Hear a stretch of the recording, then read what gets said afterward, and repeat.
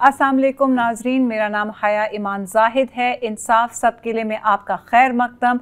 आज के शो का जो हमारा मौजू है वो खासा दिलचस्प है नाजरीन। आज हम बात करेंगे रेंट लॉज और रेंट प्रोटेक्शन के बारे में, यानी कि मालिक मकान और किराएदार के बीच में जो तनाज़ात होते हैं। अनफॉर्चुनेटली बदकिस्मती की बात है कि जैसे पाकिस्तान में गर्मियों के मौसम में लोड शेडिंग की गारंटी होती है, सर्दियों के मौसम में गैस शेडिंग की गारंटी होती है, तो ये मालिक मकान और किराएदार के बीच में जो डिस्प्यूट्स होते हैं ये भी चलते ही रहते हैं। ये मिनी कोर्ट रूम ड्रामास बन जाते हैं रोजाना की जिंदगी में।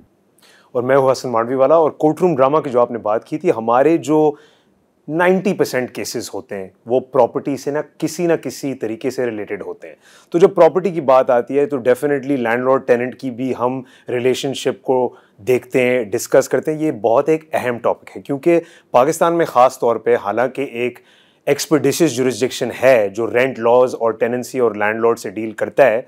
असल कहानी ये है कि काफ़ी साल लग जाते हैं, मतलब किराए को पे होने के लिए या लैंडलॉर्ड को अपना प्रॉपर्टी वापस हासिल करने के लिए। और आई थिंक ये दोनों जो है पोजिशनल बार्गेनिंग की भी बात होती है। जो आपका लैंडलॉर्ड है वो उसकी मलकियत होती है, तो मालिक मकान साहब को लगता है कि उनकी बादशाहत है, उन्हीं की बात सही है।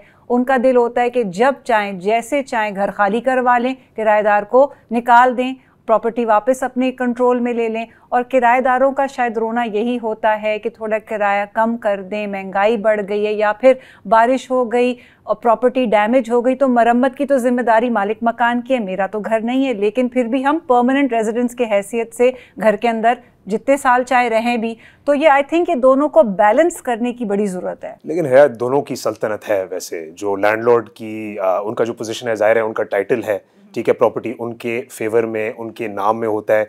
फिर भी जब वो प्रॉपर्टी वापस लेने की कोशिश करते हैं तो मुख्तलिफ केसेस वगैरह उनको फाइल करनी पड़ती है और उनको बाकायदा कोर्ट को दिखाना पड़ता है कि कोई पर्सनल नीड की ज़रूरत हो, कोई एक्सेप्शनल सर्कमस्टांसेस है। जो मतलब एक हैरत की बात है कि जब प्रॉपर्टी अपने आप की हो तो क्यों, और जो प्रॉपर तरीके से ये रिटन एग्रीमेंट में डॉक्यूमेंट हो चुका है तो क्यों मतलब इतनी बड़ी फटीग से गुजरना पड़ता है। एक केस के बारे में बता देता हूँ। मैं रिसेंटली एक केस आर्ग्यू कर रहा था जिसमें एक जॉइंट वेंचर एग्रीमेंट था दोनों पार्टीज के आपस में, और एक पार्टी ने कहा था कि नहीं जी, हम जॉइंट वेंचर पार्टी नहीं है, हम टेनेंट हैं उनके। तो उन्होंने कोर्ट को कन्विंस करके कह दिया, और ये बाकायदा एक मतलब हम सिनेमा की हैसियत से बैठे थे इस प्रॉपर्टी के अंदर। दोनों पार्टीज़ की इन्वेस्टमेंट हो चुकी थी, दोनों पार्टीज़ ने काफ़ी चीज़ें उसमें डाली थी मतलब सिनेमा को खड़ा करने के लिए, मगर दूसरी पार्टी ने कहा था कि हम टेनेंट हैं और कोर्ट को कन्विंस कर लिया था कि हम टेनेंट हैं, और वो फिर हम टेनेंट बन के उनको हमें रेंट देनी पड़ गई। तो ऐसा है कि मतलब काफ़ी कॉन्वोल्यूटेड भी होता है। आप कमर्शियल केस की बात करें ना, लेकिन अगर हम रिहायशी कॉन्टेक्स्ट में बात करें, रेजिडेंशियल जो डिस्प्यूट्स होते हैं, आई थिंक असल मकसद यही है कि लोगों को हम एक मैसेज आज ये पहुंचाएं कि बड़ा ज़रूरी है आपकी टेनेंसी एग्रीमेंट, आपकी रेंट की जो एग्रीमेंट है वो लिखत में हो। आए दिन हमारे पास लीगल एड सोसाइटी में खातून आई, पढ़ी लिखी, professional, she is a working woman. तो मुझे बड़ी हैरानी हुई इस बात पे। मैंने उनको एडवाइस दे रही थी, तो मैंने कहा जी आप ड्राफ्ट टेनेंसी एग्रीमेंट दिखाएं। तो वो साहिबा जो थी वो एक किराए पे फ्लैट लेना चाह रही थी। तो जब उन्होंने आगे से मुझसे कहा कि नहीं कोई एग्रीमेंट लिखत में नहीं है क्योंकि वो तो हमारे जानने वाले हैं जो मालिक मकान है, तो मैंने बात वहीं रोक दी। मैंने कहा देखें, चाय बिस्किट की बात जहाँ तक होती है वो भरोसे पे हो सकती है, रेंट की बात आप घर, आप बच्चों के साथ शिफ्ट कर रही हैं, यही सबसे बड़ी फैलेसी है। क्योंकि लोगों को ये समझ में ही नहीं आता कि अगर आप राइटिंग में लेकर आएंगे तो आपका कल को बयानिया जब एक डिस्प्यूट होगा तो उसके तहफ़्फ़ुज़ात के लिए बड़ा ज़रूरी है कि एब्सोल्युटली कि आप स्टार्टिंग वही होनी चाहिए कि रेंट एग्रीमेंट में दोनों पार्टीज़ की जो पोजिशन है, जो कंडीशंस हैं, जो अंडरस्टैंडिंग हो, वो आप राइटिंग में लेकर। और यही हमारा शो का मौक़िफ़ है। हम सिंपल और आसान अंदाज से आपको समझाना चाहते हैं कि रिटन एग्रीमेंट होना ज़रूरी है लैंडलॉर्ड टेनेंसी एग्रीमेंट में, ठीक है। अगर रिटन एग्रीमेंट ना हो तो बाय कॉन्डक्ट इसको एक्सप्लेन किस तरह से हम कर सकते हैं। क्या मतलब अगर हम लैंडलॉर्ड टेनेंट के रिलेशनशिप में जाते हैं तो हमें क्या कॉन्ट्रैक्ट को रजिस्टर करना चाहिए, नहीं करना चाहिए?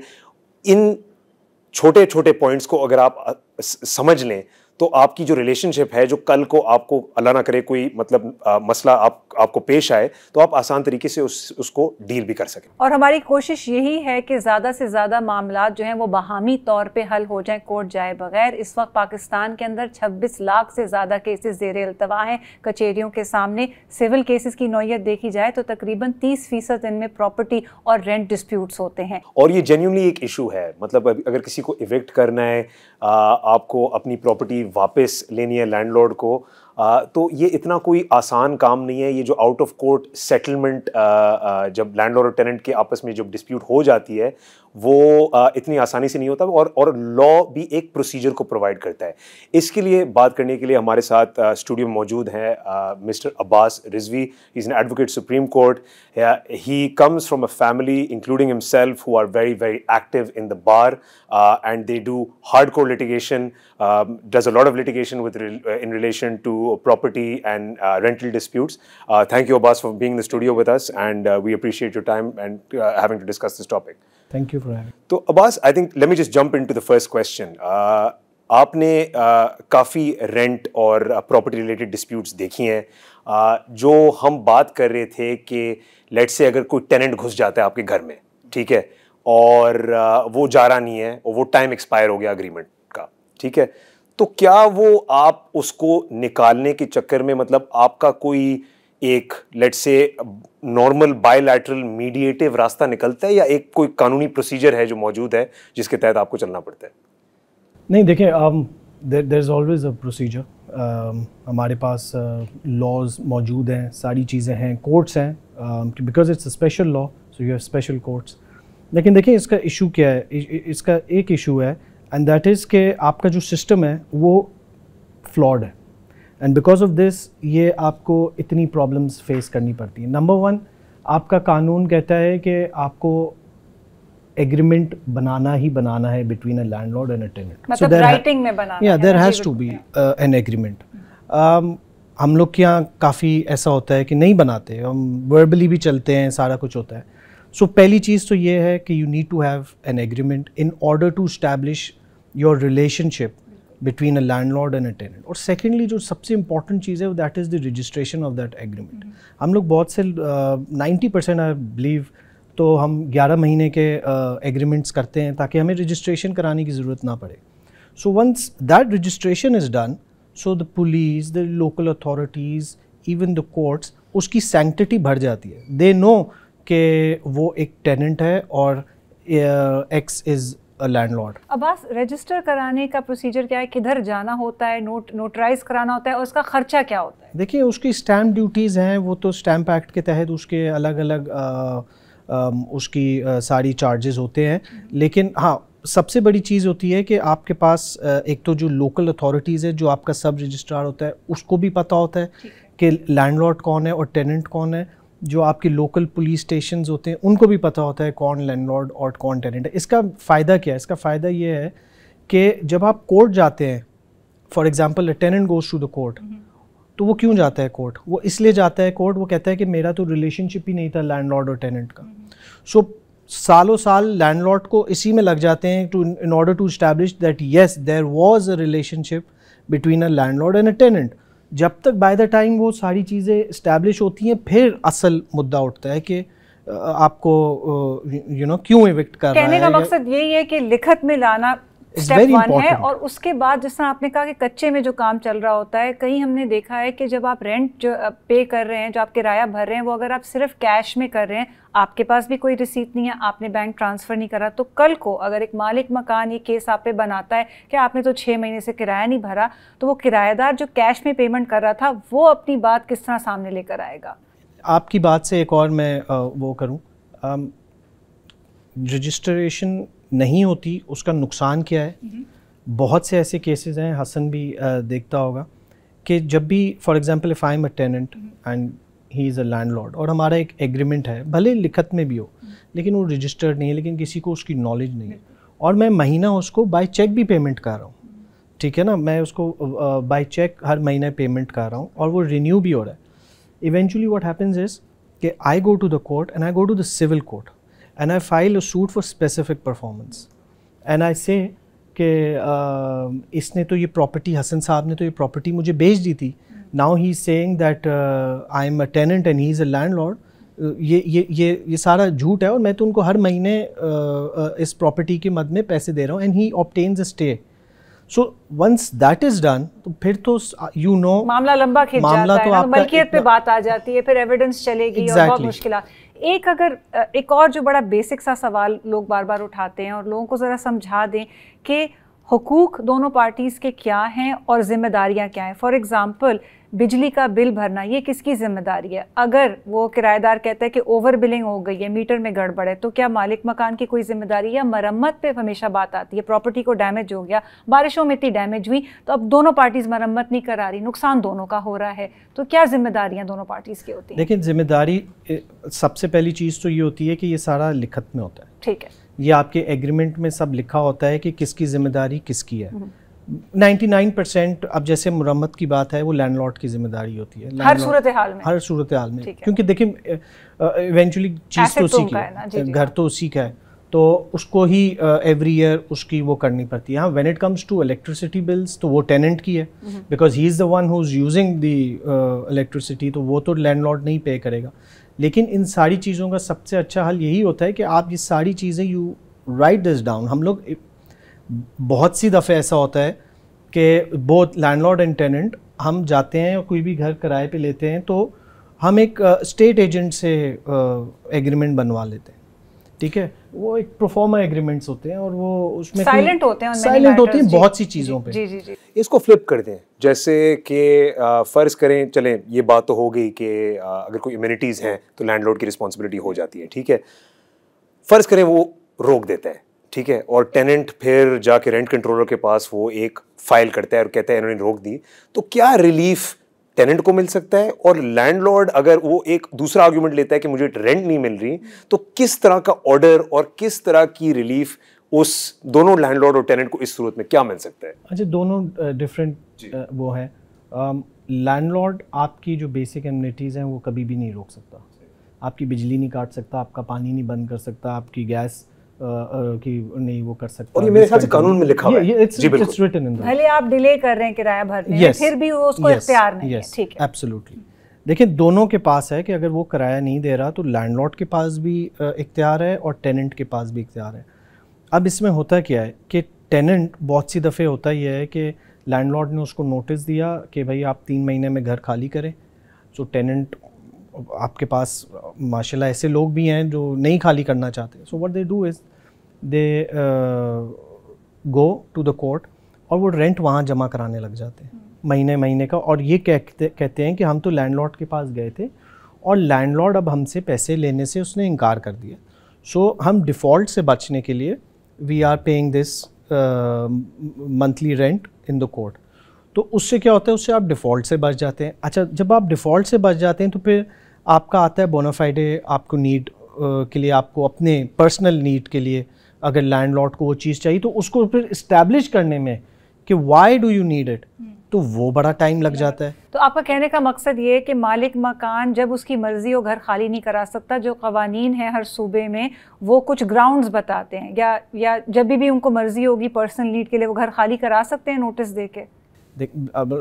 नोटिस पीरियड दे के वो करा सकते हैं, लेकिन उनको they have to give a proper reason. Reasons में क्या क्या आता है? एक आपने बताया पर्सनल कॉज है, ये पर्सनल है कि फॉर एग्जांपल अगर कोई लैंडलॉर्ड है वो कह रहा है कि मेरी my daughter is coming back और उसको घर चाहिए, या मेरी कोई मदर हैं जो you know let's say 60 class. What about the fact कि जब आपने घर किसी को रिहायशी पर्पस के लिए दिया है और वो वहाँ कोई कमर्शियल एक्टिविटी करे, लोगों ने ट्यूशन सेंटर्स खोले हुए हैं, होम बिजनेसेस खोले हुए हैं, नेबरहुड में न्यूसेंस होता है, इज दैट अ ग्राउंड? या अच्छा, तो ये तो हर जगह हो रहा है। ये तो सबसे लेकिन फिर मैं आपको बताऊं, वो लैंडलॉर्ड एंजॉय भी कर रहा है ना जी।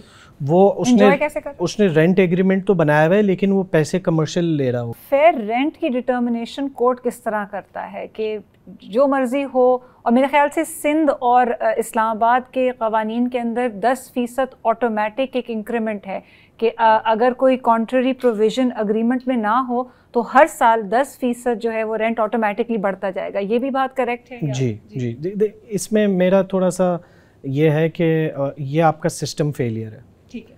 फेयर रेंट का तो आई मीन क्या नीड है फेयर रेंट की? आई मीन अगर आप दुबई की आप एग्जांपल लेंगे, so there is a website Dubai land, ठीक है ना, आप उस पे जाते हैं और आप उस पे जाके किसी भी एरिया का आप लिख देते हैं कि मैंने इस एरिया में प्रॉपर्टी रेंट पे लेनी है, तो वो उसका एक ब्रैकेट आ जाता है। 1 लाख से 1.5 लाख के बीच में आपको इस एरिया में प्रॉपर्टी मिल जाएगी फॉर रेंट। हमारे यहाँ क्या है, हमारे यहाँ तो कोई डिटर्मिनेशन है ही नहीं। अब होता क्या है कि हमने 50,000 का ले लिया एंड देन ऑब्वियसली अब उसको प्रोलॉन्ग करना है, so we go to the court and say भाई फेयर रेंट डिसाइड करें।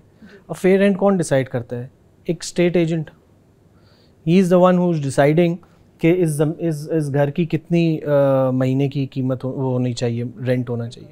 ये तो गवर्नमेंट को डिटर्मिन करना चाहिए ना कि हर एरिया में प्रॉपर्टी वैल्यू क्या होनी चाहिए, रेंटल वैल्यू क्या होनी चाहिए। उससे ऑटोमेटिकली मतलब सब चीज़ें आसान हो जाएंगी। You don't need to go to the court. हमने प्रोसीजर की भी बात की है और अक्सर होता ये है कि प्रोसेस अब्यूज़ हो जाता है। लैंडलॉर्ड भी कर सकता है, टेनेंट भी कर सकता है। Once a tenant always a tenant का आपने ज़रूर सुना होगा। तो डेफिनेटली जब टेनेंट बैठ जाता है और उसको डिले करने की चीज़ आ जाती है उनके सामने, तो फिर इसको क्या आप रेंटल कब्ज़ा कहते हैं? देखिए, एब्सोल्युटली इट्स कॉल्ड रेंटल कब्ज़ा, यू नो। एंड वो क्यों होता है, उसका एक बहुत रीज़न है बिहाइंड इट। जैसे फॉर एग्ज़ाम्पल आप अगर देखेंगे कि क्योंकि हमारे यहाँ जो लॉज हैं उसमें ही इतनी खामियां हैं कि जिसका टेनेंट फ़ायदा उठा लेता है। फॉर एग्ज़ाम्पल कि अगर मैं आपको एक नोटिस भेजता हूँ that I am the new landlord, ठीक है, एंड आप उसके मेरे प्रीडिसेसर के टेनेंट थे, सो व्हाट हैपेंस इज कि वो टेनेंट कहेगा कि now that he is going to evict me, he goes to the court, ठीक है ना। वो जाता है court and not to before the rent controller, he goes to a civil court. और वो सिविल कोर्ट में जाके ये बड़े आसानी से कहता है कि इसके पास तो टाइटल ही नहीं है, so let's determine his title. So by the time वो लैंडलॉर्ड का टाइटल डिटर्मिन होता है तो वो all these years he is a tenant. नहीं, इतने साल क्यों लग रहे हैं टाइटल डिटर्मिन करने में? टाइटल डीड आपके पास है, जमा कराएं, मतलब कितने महीने लगते हैं कोर्ट में? देखिए, सिविल प्रोसीजर है और सिविल प्रोसीजर में ये लाजमी है कि आपका एविडेंस रिकॉर्ड हो। सो अगर कोई आपके ऊपर एक दावा करता है कि आप इस जगह के मालिक नहीं हैं, so then the burden is on you to show कि no I am the owner. और फिर वो ऑब्वियसली यहाँ पे फिर भी 6 महीने 1 साल कितना आपके एक्सपीरियंस में कितना टाइम लगता है? आपके जाली डॉक्यूमेंट्स बनाना और जाली म्यूटेशंस करवाना ये कोई आम काम? I mean it's normal. I think here you asked the $1 million question. There are protracted proceedings in Pakistan. ये बताएं अब्बास कि अगर ये 8-10 साल केस चलता है, लेट्स से किसी भी जुरिस्डिक्शन में, ठीक है, मतलब वो टाइटल प्रूव हो रहा है जब तक कि मतलब वो टेनेंट बैठा हुआ है, तो क्या फिर वो रेंट जो कोर्ट में डिपॉजिट हो रहा है वो वही रेंट होता है जो 8-10 साल पुराने उन्होंने एग्रीमेंट के तहत उन्होंने किया होता है? यस, जो आपका इनिशियली रेंट डिसाइड होता है वो ही मंथली जमा हो रहा होता है। और वो टेनेंट करता यही है कि वो जब आपका पीरियड एक्सपायर हो जाता है तो उसमें एक 10% इंक्रीमेंट करके और वो फिर उसको जमा कराएं, विच इज़ ऑब्वियसली अगर आप 10 साल बाद जाके वो केस फॉर एग्जांपल जीतते हैं और आप एप्लीकेशन देते हैं रेंट कंट्रोलर के पास कि ये रेंट मुझे वापस दे दें, बिकॉज ऑब्वियसली उस पीरियड तक तो ही वाज अ टेनेंट ना, तो वो इट्स अ पेटी अमाउंट। अब्बास, एक ऑडियंस की समझ के लिए हमें ये भी वाजे कर दें कि रेंट, सिक्योरिटी डिपॉजिट और पगड़ी, इन तीनों चीज़ों में क्या फ़र्क है और तीनों की क्या अहमियत है और रिकग्निशन है तीनों की? देखिए, सिक्योरिटी डिपॉजिट तो लैंडलॉर्ड का ज़्यादा फ़ायदा है, बिकॉज ऑब्वियसली लैंडलॉर्ड एक एक एसेट दे रहा है जो कि millions and millions of rupees की वो चीज़ है, और एक टेनेंट को जो कि उसका कोई रिलेशनशिप भी नहीं है, कुछ भी नहीं है, एक कंप्लीट स्ट्रेंजर है। और हमारे यहाँ देखते हैं हम लोग रोज़ की उस पर कि एक टेनेंट है जो कि आपका उस हिसाब से उस घर को नहीं रखता जो लैंडलॉर्ड रखता है। सो वो उसकी एक सेफ्टी है कि for example if he runs away one fine morning, वो दरवाज़ा खोल के जस्ट लीव्स, तो वो जो सिक्योरिटी डिपॉजिट है वो उसके लिए एज अ रेंट है, या वो कोई डैमेज करके गया है या कुछ भी है। तो but it all comes down to के आपने उसके अंदर एग्रीमेंट में क्या लिखा है, क्या होना चाहिए। और पगड़ी क्या होती है? पगड़ी basically it's an illegal system. अच्छा, illegal system in the sense कि वो ऐसा सिस्टम है कि 90% तो पगड़ी सिस्टम ये है कि जो लैंडलॉर्ड एंड टेनेंट बोथ, उनको लिखत पढ़त नहीं करनी, और एक बहुत मिनिमल अमाउंट होती है जिसका वो रेंट देते हैं, और उसमें कोई सिक्योरिटी डिपॉजिट भी नहीं होता, और कोई रिकग्निशन इसकी नहीं। और 90% तो हमारे यहाँ स्पेशली कराची में पगड़ी सिस्टम वो है जहाँ पे लैंडलॉर्ड जो है वो ओनर भी नहीं है, उसके पास कब्जा है और वो आगे पगड़ी पे। लैंडलॉर्ड को बचने के लिए मतलब क्या एक क्रिएटिव थिंकिंग ये हो सकती है कि मैं लाइसेंस दूं, उसको टेनेंट ना बनाऊं, उसको टेनेंसी के लॉज के अंदर उनको एक वेस्टेड राइट क्रिएट ना करूं, तो अगर मैं लाइसेंस देता हूं तो फिर मैं लाइसेंस रिवोक कर सकता हूं, बट ये हो सकता है मतलब प्रैक्टिकली स्पीकिंग?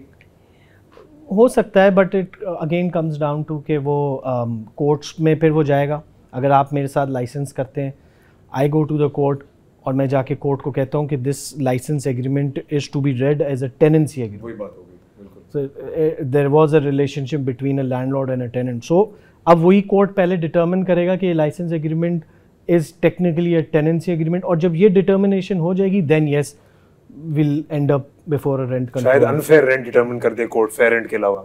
अनफेयर रेंट के अलावा जब सिक्योरिटी डिपॉजिट पे कोई लैंडलॉर्ड जो है वो पूरा उसको डिडक्ट कर लेता है, और मालिक और किराएदार का फिर रोना ये होता है कि मैंने तो दीवारों में सिर्फ कीलें ठोकी थी, ये तो कोई डैमेज नहीं है। कभी कभार अनफेयर प्रैक्टिसेस लैंडलॉर्ड की तरफ से भी होती हैं। ऐसा तो नहीं है कि लैंडलॉर्ड ही बेचारे हैं सिचुएशन के अंदर, कभी वो अनरीजनेबली पूरा सिक्योरिटी डिपॉजिट जब्त कर लें, तो उस सूरत हाल में वो बेचारा किराएदार क्या करे?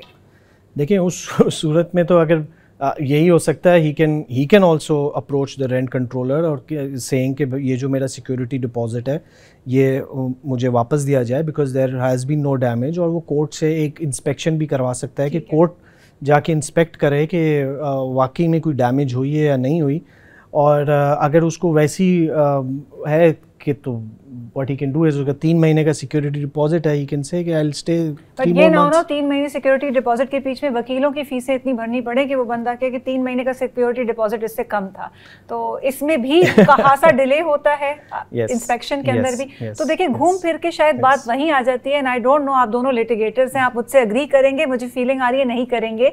इस्लामाबाद की सतह में रेंट के लॉज के अंदर मीडिएशन काउंसिल्स कायम किए गए हैं, तो बात तो यही आती है कि लेट्स अज्यूम दोनों पार्टीज के अंदर कोई मैलाफाइडी इंटेंट नहीं है और दोनों अग्री करते हैं, तो मीडिएट ही कर लें, कोर्ट जाने से तो बेहतर यही हल लग रहा है। देखिए अगर आप प्रॉपर एग्रीमेंट बनाएं और उसको रजिस्टर करवाएं, तो आर्बिट्रेशन और मीडिएशन क्लॉज तो आप उस एग्रीमेंट में भी डाल सकते हैं कि before going arbitration gets much more formal.